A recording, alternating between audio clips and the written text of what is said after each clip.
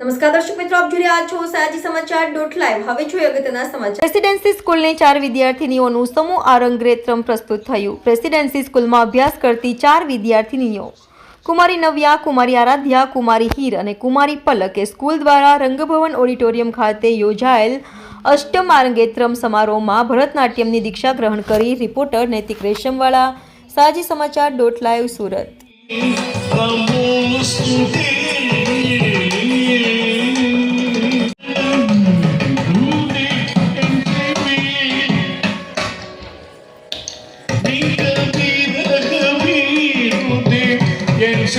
સબરકૃતિ શબ્દમ. શબ્દમ એ માર્ગમની ત્રીજી કૃતિ છે. શાસ્ત્રોક્ત વ્યાખ્યા પ્રમાણે આ કૃતિ છે એટલે કે જેમાં પગના સ્ટેપ્સ, હાથની મુદ્રાઓ, ગ્રીવાની મૂવમેન્ટ અને આંખોની ચંચળતા વિશે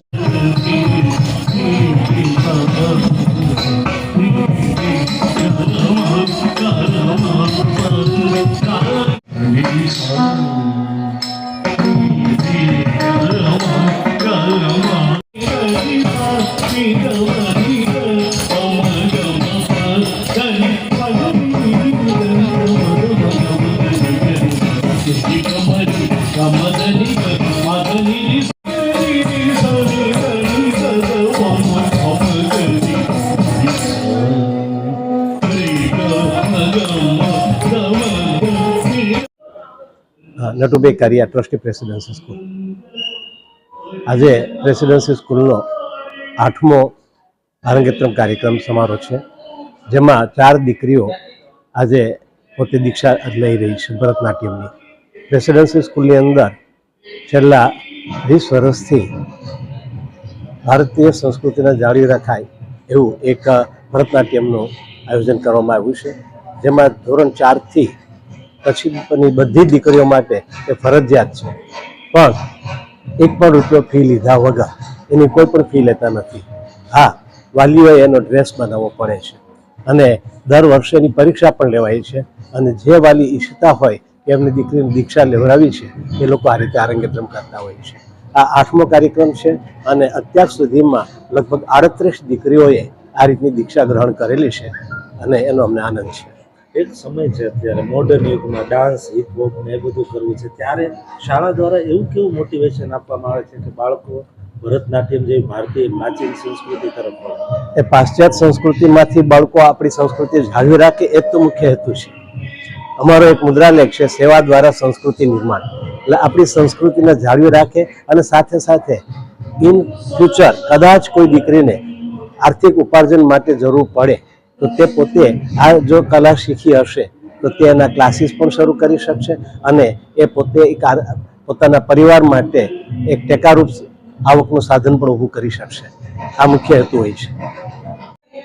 નમસ્કાર, હું કુમારી Deepika Shukla, Acharya presidency school. Presidency સ્કૂલનું આજરોજ અમારું 8મું સમૂહ આરંગેત્રમ પ્રસ્તુત થયું, જેમાં શાળાની 4 દીકરીઓ નવ્યા, આરાધ્યા, હીર અને પલકે આરંગેત્રમ પ્રસ્તુત કર્યું. આરંગેત્રમ એ એવી કળા છે કે જેને માટે સખત પરિશ્રમ અને દીક્ષા સમારોહ સુધી પહોંચવાની એક અત્યંત મહત્વની કડી જે પુરવાર કરે છે. ભરતનાટ્યમની શરૂઆત ક્યારે કરેલી હતી? દેશની પરંપરા મુજબ આજે તમે જે આ દીકરીઓએ જે સાધના કરી એનું પરિણામ કઈ રીતે મળવો છો? આ ભારતની વિદેશ વિખ્યાત અને દુનિયાની સર્વોત્તમ શાસ્ત્રીય કલા છે.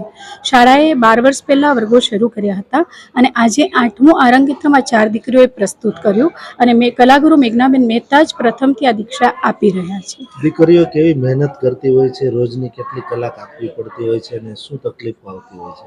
સખત, કારણ કે દીકરીઓ છે એટલે એની શારીરિક તકલીફોને પણ અવગણીને માતા પિતાએ પણ એમની સાથે સતત હૂંફથી રહેવું પડે છે. અભ્યાસને ચાલુ રાખવાનો અને અભ્યાસની સાથે શાળાના શિક્ષકોએ પણ ખૂબ મહેનત કરી છે આ દીકરીઓને સપોર્ટ કરવામાં.